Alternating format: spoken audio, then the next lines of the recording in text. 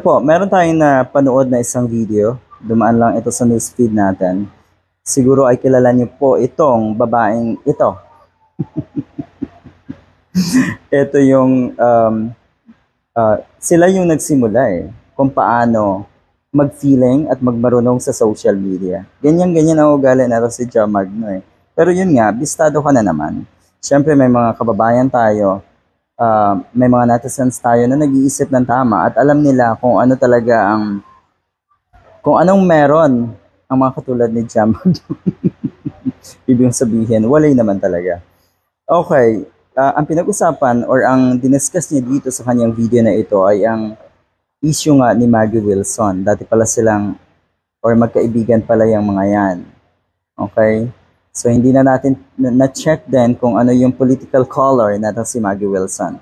Pero tayo naniniwala na dapat niyang ituloy ang kaso at bigyan ng hustisya ang kanyang sarili. Ganon yun eh. Pero yun nga, nakikita ko rin yung tapang nito si Maggie Wilson at siguradong lalaban siya hanggang sa huli. Balikan natin si Ja Magno. Kinukondinan niya yung mga influencers na nagpagamit, nagpabayad ng 8,000 pesos. So, nung marinig ko yon, tayo naman ay natawa lang. Bakit kaya nakakatawa yung ganitong pahayag ni Ja Magno? Talaga lang? Talaga? Hindi kayo aware na napakaraming influencers na nagpapagamit at nagpapabayad? Talaga po? Hindi niyo po ba nakikita ang sarili niyo sa salamin?